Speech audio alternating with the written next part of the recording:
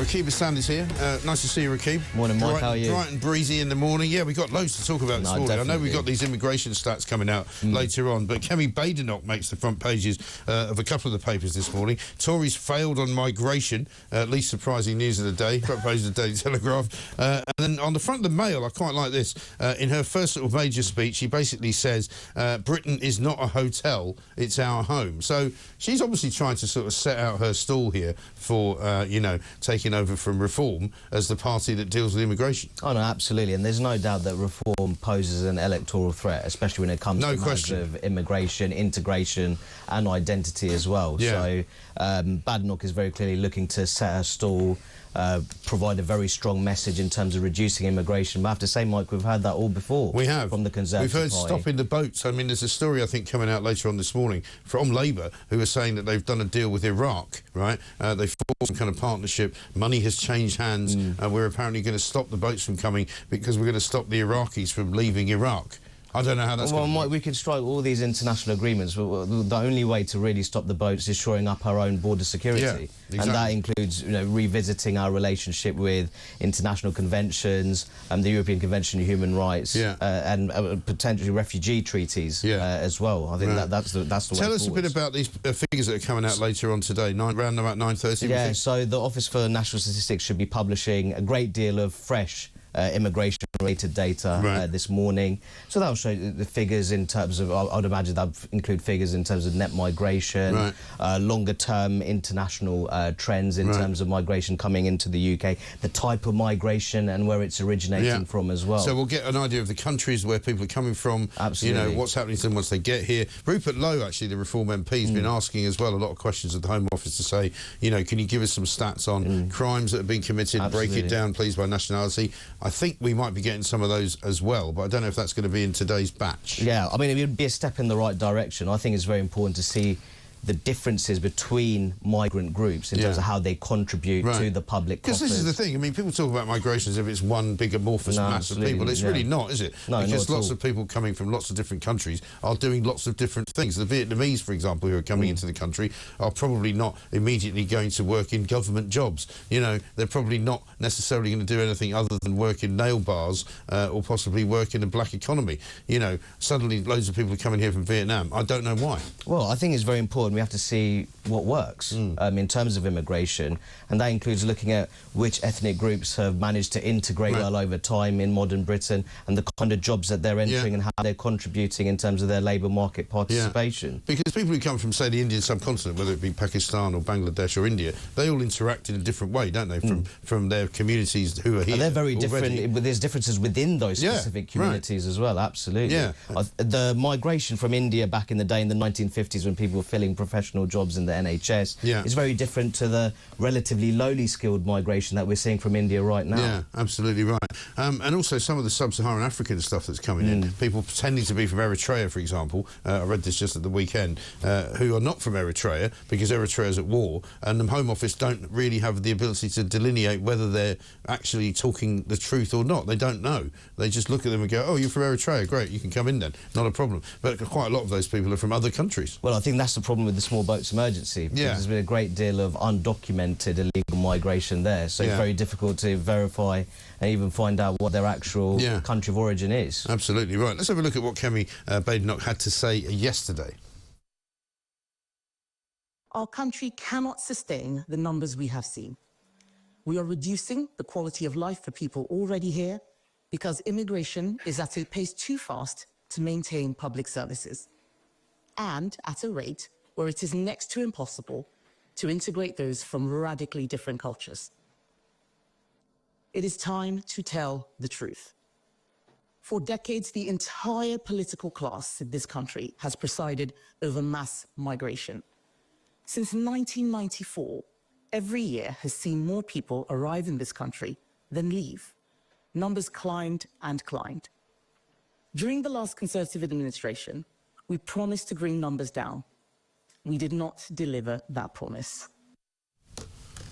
I mean, you can say that again. They did not only not deliver that promise, well, it rose exponentially, but it rose in a ridiculous manner. I mean, it doesn't take a genius to go back to 2019 when Boris Johnson got elected and won in the sort of Brexit election, if you want to call it that, to get Brexit done. he promised to get immigration down to 20,000. And we're not talking about illegal immigration, we're talking about immigration in total, down to 20,000. And instead, it's been something in the order of 1.2 million ever since. You know, it's ridiculous. I think in the post-Brexit context, our immigration and asylum policy has been disastrous. Yeah. It's been a mitigated disaster. Right. And I think that pro-Brexit voters, exactly the kind of voters that helped the Conservatives towards that very handsome parliamentary majority back in 2019. Yes. They would have wanted a more regimented asylum system and a fairly restrictive and selective immigration system, and that's not what we've been given. No, we really haven't. We'll come back to immigration. Let's talk about the Chagos Islands, because that's another big story this morning. Huge. Overnight, it turns out,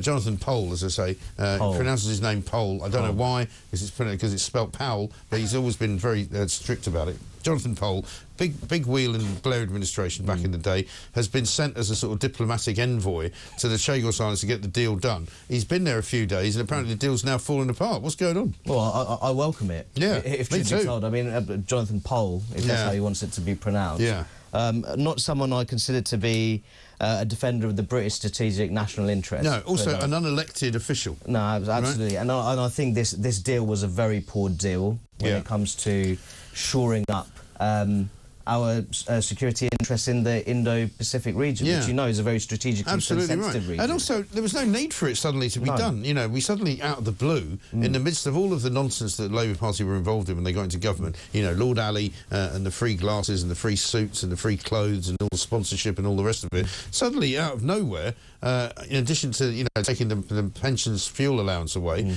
they suddenly went, oh, by the way, we're going to sell off the Chagos Islands. Yeah, and I think there's a very sensitive matter of national security. It wasn't discussed in Parliament either. Yeah, right. No kind of parliamentary debate.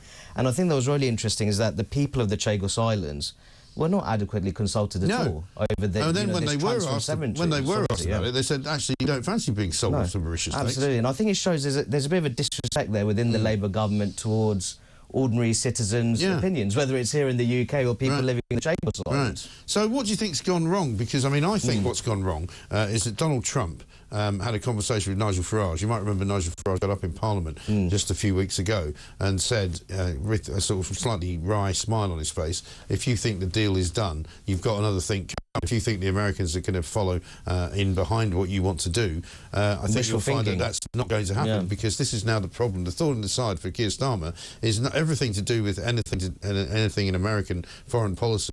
Donald Trump's going to ring Nigel and he's going to ask you what he thinks. And if Nigel says, I don't think we should be getting rid of the Chagos Islands, Trump will say, OK then, let's keep them. And I think that's what's happened. No, absolutely. And I think that, as I said before, I think that the idea that this commanded considerable support across the American political system, that clearly doesn't look like it is the case. Right. In my view, I thought it was a very poor deal. I didn't quite understand why we were even doing this. Because not only were we giving it to Mauritius for free, we were then kind of paying them. I think we were sort of leasing the islands back for a period of time, for which we were going to pay Mauritius money that they weren't really owed. Yeah, and I think that it speaks to the Labour government. It has an obsession with legal procedures. They felt that perhaps the Mauritius's legal case to the Chagos Islands is a fairly decent case. They didn't think about what the outcomes of this deal. Does this serve the British national interest? And it's clear it doesn't. And it seemed to come from nowhere, you know. And speaking of an obsession with sort of legal niceties, let's have a look at David Lammy, because Britain now is a sort of standalone member of the Western Alliance, which is against Israel, it seems to me. French came out and said, we're not going to arrest Benjamin Netanyahu if he comes to our shores after the ICC judgment. The Germans have said the same thing. The Americans have said the same thing. Have a look at what David Lammy has to say, the Foreign Secretary. That we are to enforce these warrants were they to arise under our legislation, section 2 of the International Criminal Courts legislation. There is an obligation on me to transmit to the courts should those named seek to come into our country. That doesn't allow me any discretion. I will issue that, transmit that to the courts. What's it going to do with him? Sorry, if Benjamin Netanyahu decides to come to Britain, first of all, he should be covered by diplomatic immunity, one. Two, there's no obligation on the Foreign Secretary of the United Kingdom to issue any kind of warrant for somebody's arrest. It's not his business, right? If it was anybody, it would be the Home Secretary, wouldn't it? Well, I'd say that these are matters of national sovereignty. Yeah. At the end of the day, whether the UK government wants to invite Benjamin Netanyahu. Yeah. The idea that he says he's got no discretion is nonsense. Well, it's a very... I mean, he sounds like that he's not quite sure what he's saying. We might have to keep playing that. It sounds very hesitant. And I think that just generally, I think the UK government's positioning on Israel-Gaza has been very confused. Yeah. I mean, I haven't yet seen anything from Starmer or Lammy on the peace deal that they've got with Lebanon right now. They haven't seemed to have said anything. It's all about that. No. But, of course, the trouble for David Lammy is that you know what he's like. He doesn't know where the police are. So if he wants to have somebody arrested, he'll have to be able to spot the police. Because remember that famous clip? I do remember that clip. Where he goes, you know, you just don't see the police around here anymore, and there's a guy standing behind him. There's a Bobby right behind him, yeah. I mean, the chances of Netanyahu slipping through the net, I think, are pretty strong. Let's take a little break. But before we do that, Sean has said this to us from Sean. It says global here. I don't know where he is. I signed a recent petition and received an email to say it will be debated in Parliament. This is the I received the notification as well, January the 6th. Petition that garnered 2.8 million signatures, probably will creep into sort of 3 million over the next month or so. Apparently, there will be a scheduled conversation, a secondary debating chamber chat in January, as you say, January the 6th. So I don't know what's going to be said. I don't know who's going to be saying it, but at least the people's voice will be heard. Oh, no, absolutely. And there's been a great deal of midwit commentary which has said, we're not going to have another general election. And that we know there's not going to be another general election anytime soon. Yeah. But I think this really shows the degree of public anger and frustration towards the Labour government over a raft of broken promises. Totally, absolutely right. Rakib Hassan is here. We've got much more for you to take in this morning.